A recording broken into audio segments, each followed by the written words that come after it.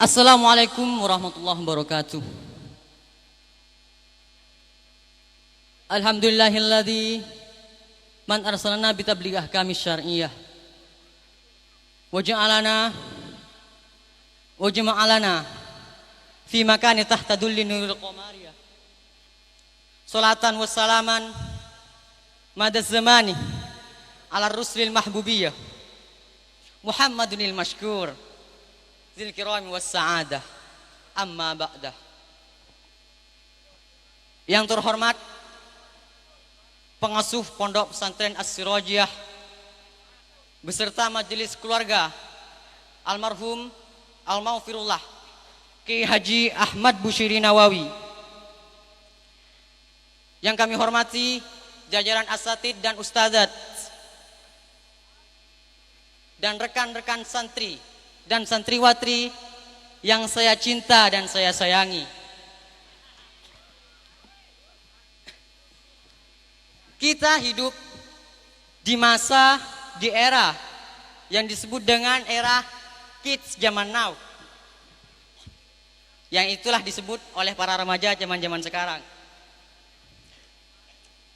Dan mereka salah paham dengan satu riwayat, yakni siapa berniat keluar untuk menuntut ilmu maka sama dengan berjihad fi sabilillah. Sampai mereka pulang. Akan tetapi mereka salah paham.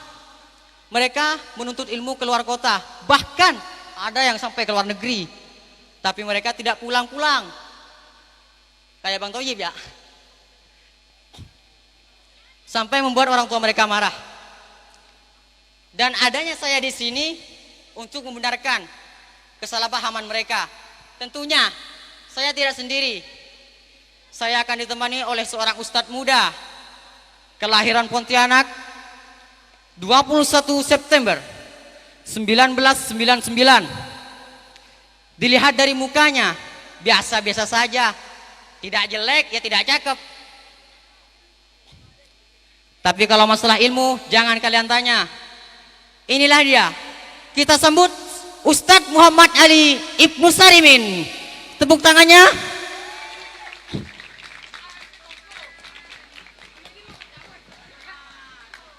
Assalamualaikum Ustadz. Waalaikumsalam warahmatullahi. Bagaimana kabar Ustadz? Alhamdulillah baik. Alhamdulillah wabarakatuh. Silakan duduk dulu Ustadz. Terima kasih.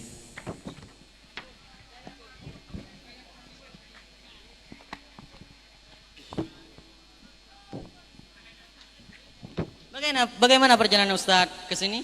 Alhamdulillah lumayan. Tidak macet ya Ustadz? Alhamdulillah. Lalu lintas lancar Ustadz? Lalu lintas lancar? Alhamdulillah lancar. Alhamdulillah kalau begitu Ustadz. Begini Ustadz, mungkin Ustadz sudah tahu tentang riwayat yang akan saya sebutkan. Ini riwayatnya Ustadz. Siapa keluar untuk menuntut ilmu, mereka sama dengan berjihad fisabilillah Ustadz, sampai mereka pulang. Nah, remaja-remaja seperti saya ini Ustadz, tapi tidak saya Ustadz, mereka salah paham Ustadz. Mereka tidak pulang-pulang Ustadz, sampai mereka membuat orang tuanya marah. Bagaimana tanggapan Ustadz untuk kesalahpahaman mereka untuk riwayat ini Ustadz? Silakan Ustadz. Assalamualaikum warahmatullahi wabarakatuh. Waalaikumsalam warahmatullahi wabarakatuh. Bismillahirrahmanirrahim. Maaf. Baik. Di sini saya mempunyai satu tema yang berhubungan dengan pertanyaan yang Anda ajukan tadi. Temanya adalah jihad menuntut ilmu. Man kharaja fi talabil ilmi, siapa yang keluar dengan tujuan mencari ilmu, fahuwa fi sabilillah. Orang itu sama dengan berjihad di jalan Allah. Sampai kapan? Hatta yarja'a, sampai dia pulang ke rumahnya. Tapi ingat, jangan gara-gara dalil ini kalian sampai lupa kepada orang tua kalian. Orang tua kalian yang telah membiayai kalian, orang tua kalian yang telah mengongkos kalian. Tapi ketika kalian sukses, kalian lupa kepada orang tua kalian. Ilmu memang wajib dicari, pahala boleh dicari, tapi berbakti kepada orang tua termasuk sebagian dari jihad. Menggerakkan badan demi menyelamatkan orang tua, maka kata Rasulullah sallallahu alaihi wasallam, Allahumma sholli wa sallim wa kana fi barik alaihi. sabilillah. orang itu sama berjihad seperti di jalan Allah. Sampai kapan? Hatta yarja, sampai dia pulang ke rumahnya. Rasulullah SAW juga mengisyaratkan betapa mulianya amalan ini dengan berjihad kepada orang tua kita, berbakti kepada orang tua kita atas jihad fisabilillah. Ibnu Mas'ud berkata, aku pernah bertanya kepada Rasulullah, amalan apakah yang paling dicintai Allah? Beliau menjawab, mendirikan salat pada waktunya. Kemudian aku bertanya lagi, kemudian apa ya Rasulullah? Beliau menjawab, berbakti kepada orang tua kita. Kemudian apa ya Rasulullah? Tanya yang ketiga kalinya, beliau menjawab, jihad fisabilillah. Hadis riwayat Imam Bukhari nomor 5970.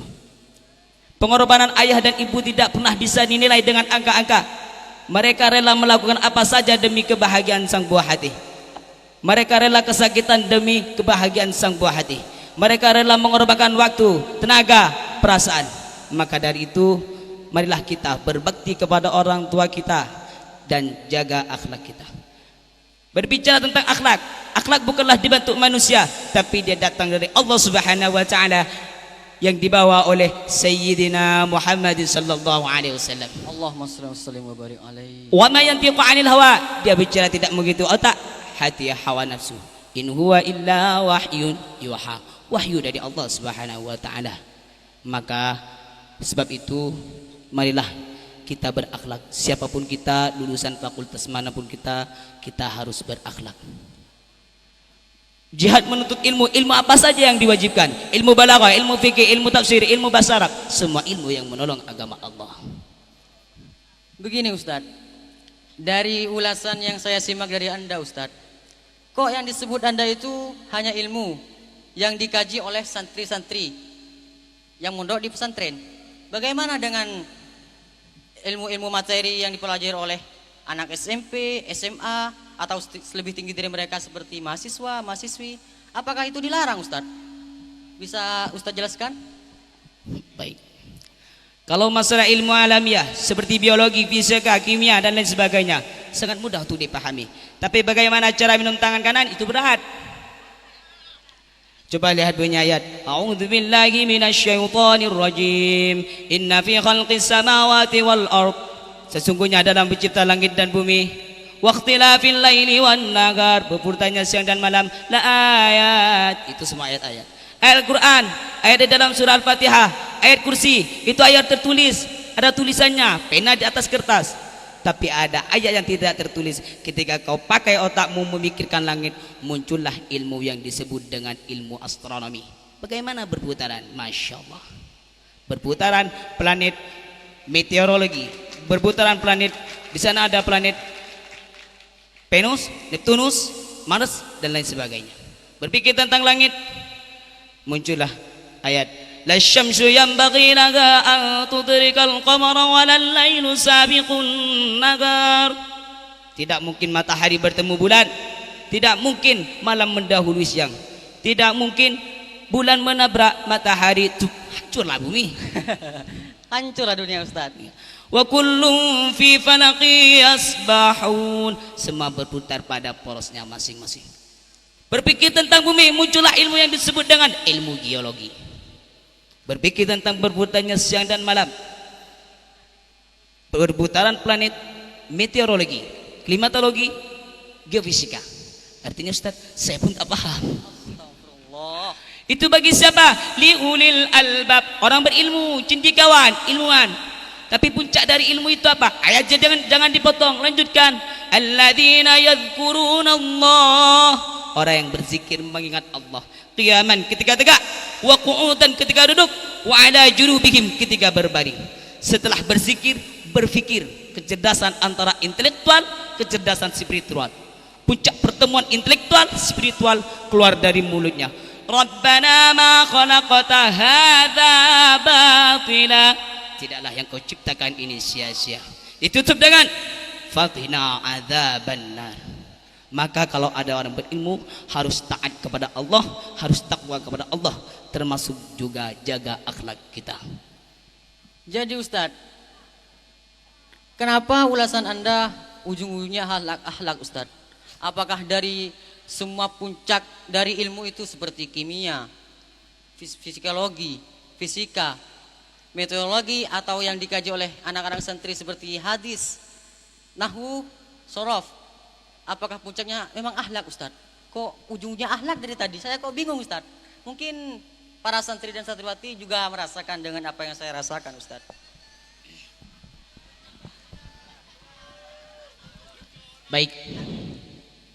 Rasulullah sallallahu alaihi wasallam bersabda, "Innama bu'ithu liutammimah makarimal akhlak." Sesungguhnya saya diutus ke bumi hanya untuk menyempurnakan akhlak. Bagaimana berakhlak dengan benar, bagaimana berakhlak dengan baik. Maka kalau ada orang berilmu tapi tidak taat kepada Allah, tidak takut kepada Allah, dia akan menjadi musibah. Na'udzubillah. Siapakah orang berilmu itu? Innama yakhsyallah min ibadihil ulama. Orang berilmu adalah orang yang taat kepada Allah.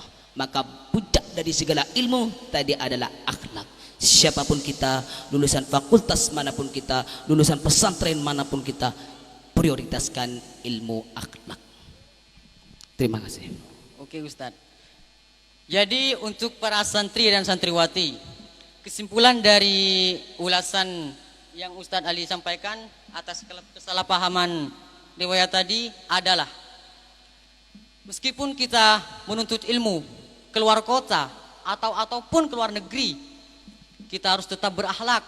Seperti yang Ustadz Ali tadi katakan, lulusan fakultas manapun kita, lulusan santri manapun kita, setinggi apapun derajat kita, secerdik apapun otak kita, kita harus tetap berakhlak. Karena akhlak adalah nomor satu di hidup kita. Iya, benar. Benar, Ustadz? Benar. Demikian dari kami. Jika ada salah dari saya atau dari Ustadz Ali, saya memohon maaf, dan saya mewakili Ustadz Ali untuk meminta maaf juga. Demikian, wabillahi wa taufiq wal hidayah, wa binurillahil qamariyah, wa biridallahil inayah. Assalamualaikum warahmatullahi wabarakatuh.